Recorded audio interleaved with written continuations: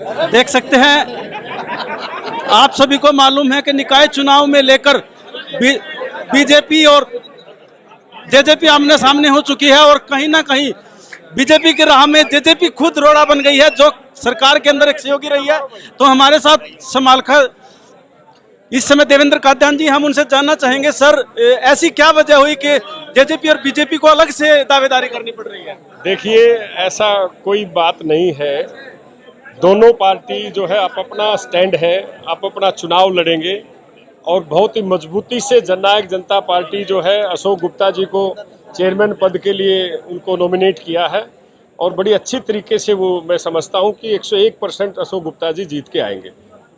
तो क्या आपका कहना ये है कि अब की बार समालखा के अंदर बीजेपी का कोई कुछ नहीं हो पाएगा?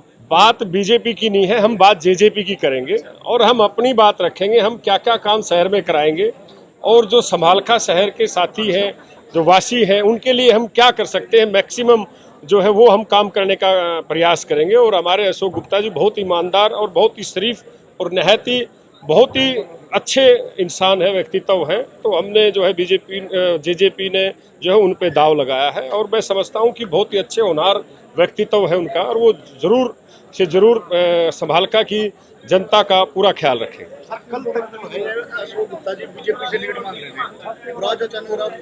देखिए, ये चुनाव में, इलेक्शन में सब कुछ जायज है, जंग और लड़ाई में और राजनीति में सब कुछ जायज है। कौन किस पाले में बैठ के चुनाव लड़ता है वो एक अलग अलग प्रतिक्रिया है, ये कोई असमंजस वाली बात नहीं है।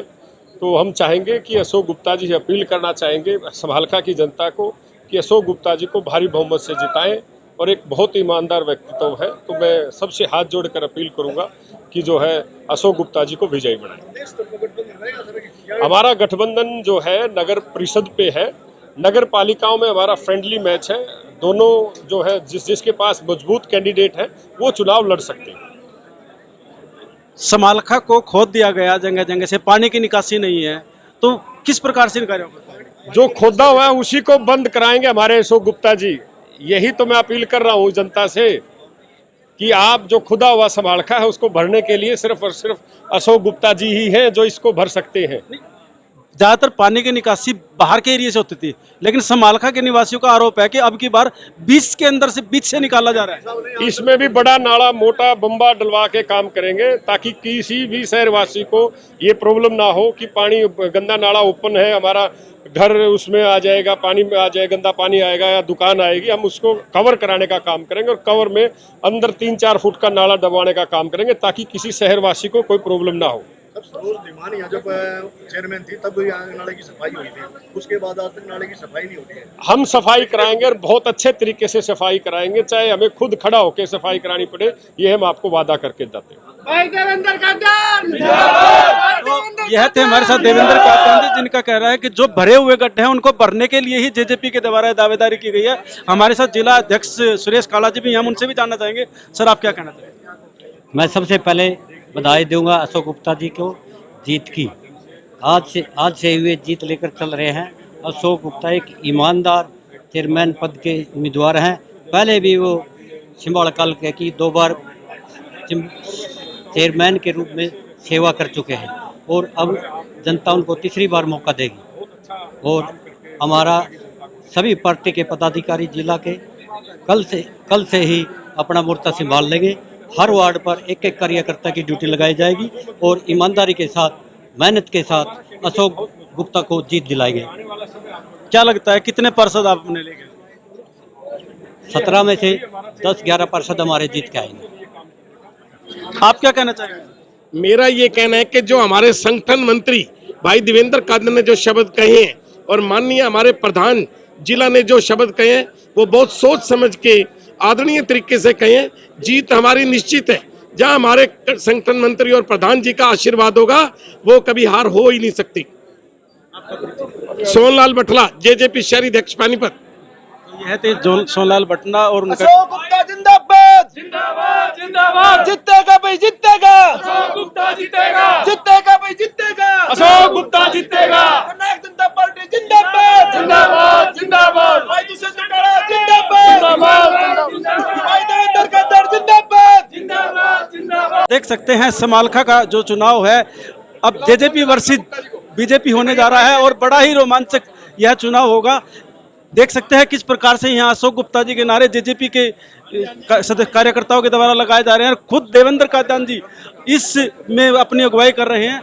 तो आइए, हमारे साथ और भी बहुत से लोग हैं, हम उनसे भी जानना चाहेंगे। जी जी, राम राम सभी भाइयों को। भाई तो जीतेगा चेयरमैन में संभाल के यो अशोक गुप्ता, साफ छवि का आदमी, बहुत बड़ी आदमी, 36 जात के काम आने वाला आदमी। इसके बाद है भाई फिर इलेक्शन में लेगा, फिर जीतेगा भाई देवेंद्र कादियान। जननायक जनता पार्टी से उम्मीदवार है भाई, सबकी सेवा करेगा, 36 जाति की सेवा करेगा, सभी धर्म ने साथ लेकर चलेगा।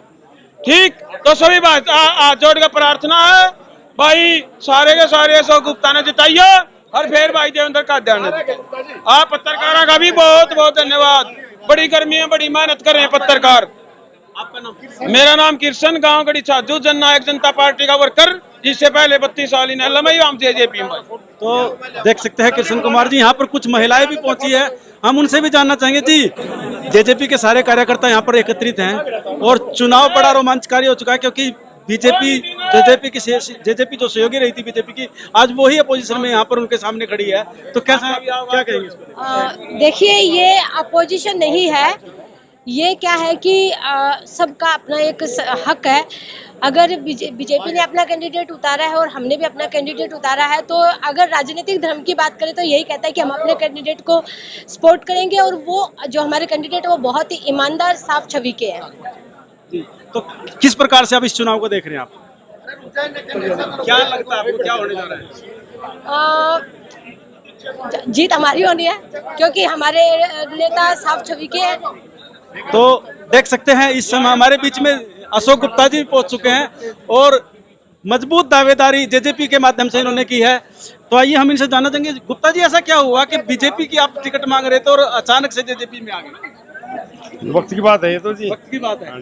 तो अब किस प्रकार से लोगों को विश्वास दिलाएंगे कि आज जो कार्य किए जाएंगे आपसे वो कहीं ना कहीं लोगों के विकास के लिए होंगे? इसका सैंपल तो पहले पब्लिक मेरी देख चुकी है, काम का, ईमानदारी का, और आगे भी हम काम करवाएंगे, विकास करवाएंगे समालका की, और जनता का खुला दरबार रखेंगे। किसी टाइम भी कोई भी आदमी आ सकता है। भाई देवेंद्र कादियान के साथ मिलकर हम विकास समालका करवाएंगे। बीजेपी टिकट दिया ईमानदार नहीं है, मैं ये नहीं कहा मैंने। तो ठीक खड़े ये जो कल तक आप इसकी टिकट मांग रहे थे बीजेपी की, आज अचानक ये फैसला कैसे लेना? वक्त की बात है। देखो, जो अच्छा इंसान होता है, जिसको चुनाव लड़ना होता है, पब्लिक में रहना होता है, वो चुनाव लड़ता है। तो इन्होंने एक अच्छे व्यक्तित्व है, तो इन्होंने चुनाव लड़ने का मन था और हमारे जननायक जनता पार्टी के साथ इन्होंने समर्थन के साथ, पुराने साथी हैं हमारे, तो ये चुनाव लड़के और जनता के बीच में पूर्णता रूप से समालका की सेवा करेंगे। पहले भी तो आप क्या कहना चाहेंगे? वोट दी, हम ये कहेंगे कि हम इसको पूरे मेहनत से सफल करके दिखाएंगे। पूरी मेहनत से? हाँ, पूरी मेहनत करेंगे जी। आपका पूरा नाम होगा?